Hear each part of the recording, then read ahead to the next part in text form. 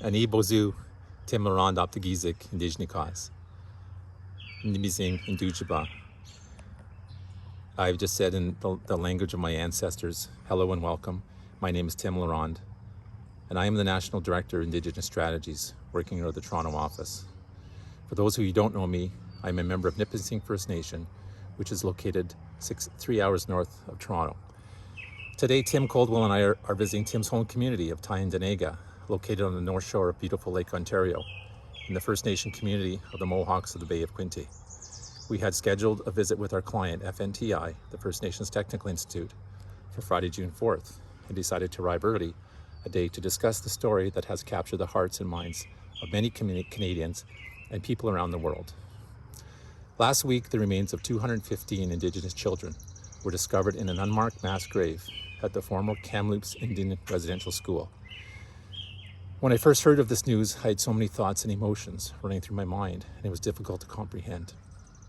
Firstly, when we normally hear of mass graves in the news, we think of war-torn countries like conflicts in the Middle East, Eastern Europe or Africa, and they are usually the result of genocide.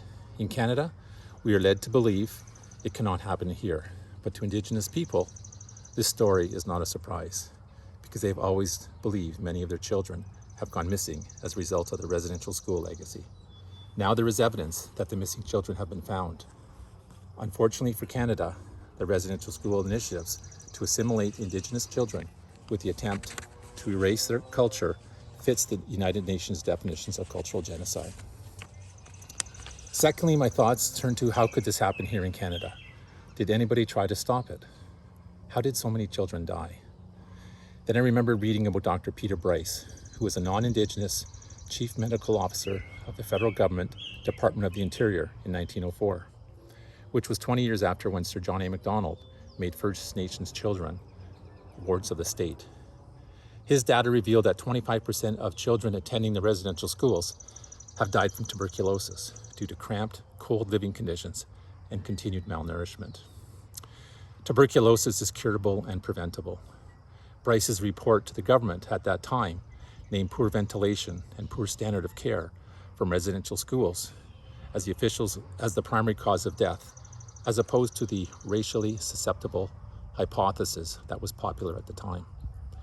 Bryson exposed the biological genocide practices of the government-sanctioned residential schools where healthy Indigenous children were purposely exposed to children infected with tuberculosis, spreading the disease throughout the school population. He called for an overhaul to the residential school system, demanding each student be considered a potential tuberculosis case and be treated accordingly. During this time, he also noted that the healthcare funding to non-Indigenous people was 3 times higher than that of Indigenous people.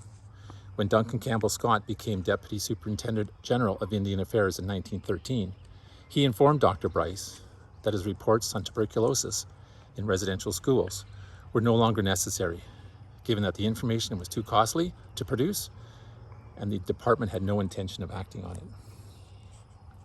Dr. Bryce's funding for research was subsequently cut, and any presentations at academic conferences were interfered with by Scott.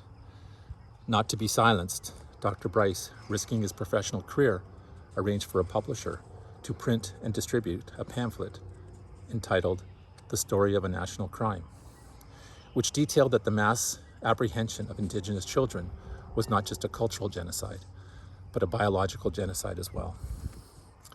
Dr. Bryce stands out as a hallmark of the moral conviction and courage required to transition reconciliation from an ideology to a reality. But how did the rest of the children die? Senator Murray Sinclair released a video this week to provide comments and context around the discussion he had with residential school survivors and how the children died. Finally, my thoughts turn to the families of these victims and the children who were taken from their parents and never returned home. Experts will tell you that closure is an important part of the grieving process. When your loved ones are missing, you continually hope that they will come back one day. And when the waiting becomes protracted over time, it is impossible to get closure and it is difficult to grieve. I read this week that part of the horrific discovery will involve identifying victims, which I hope will help those families with the grieving process. Questions will remain as to who should be held accountable for this tragedy And experts will tell you the following. Quite simply, the government, the churches, and law enforcement all played a role in the residential school legacy.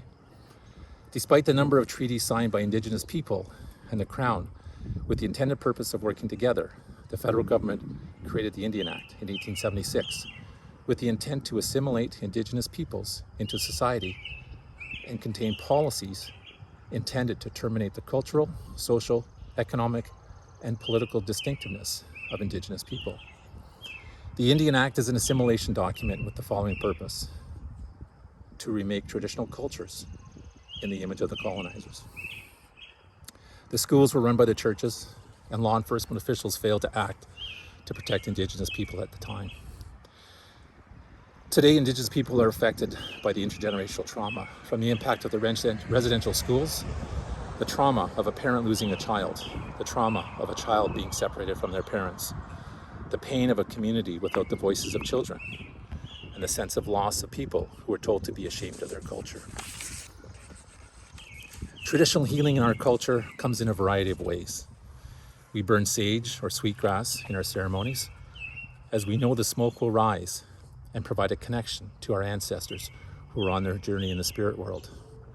Our communities have drumming ceremonies, as this represents the heartbeat of Mother Earth, and she is the giver of life, and which is why we hold women high in regard in our communities. Sadly, many people turn to alcohol and drugs to numb the pain and deal with the trauma, and the lasting impacts on families and communities are destructive. Indigenous people represent 5% of the Canadian population. Since 2001, the federally incarcerated Indigenous population has grown from 17% to over 30% in 2020. The numbers are even more troubling for Indigenous women, who now account for 42% of the women inmate population. It is not acceptable that Indigenous people in Canada experience incarceration rates that are 6 to 7 times higher than the national average.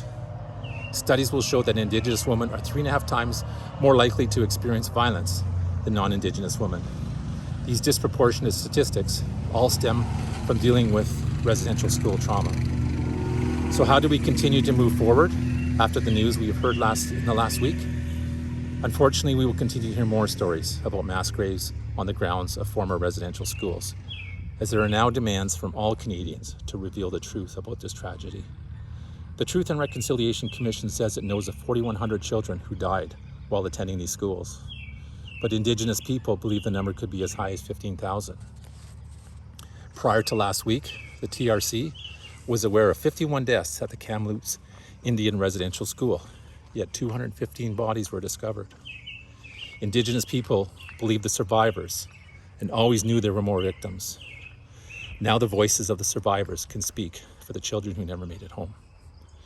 Our democratic government is administered by elected officials who represent our views. Collectively, we have the power to elect these people into government. It's time we ensure that anti-racist policies will always be a priority, and we all have a responsibility to hold our government accountable.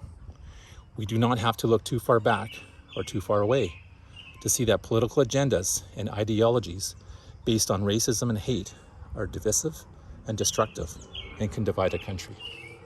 We need to acknowledge that diversity is our strength and show respect for fellow humans who may not look like us or have the same beliefs. Even today, Indigenous people are told to get over it because these events happened over 100 years ago. The reason these comments are so hurtful is that racism is still evident today, and we can only get over it when there's no more racism. It's time for all levels of government to ensure that Canada's true history is part of the school curriculum so that the Canadians know Canada's true history of Indigenous people. It's time for the churches to be accountable and transparent and provide burial records for Indigenous children so the families and communities can grieve and work towards closure on their healing journey. It's time we call out racist language and hold people accountable for their words and actions.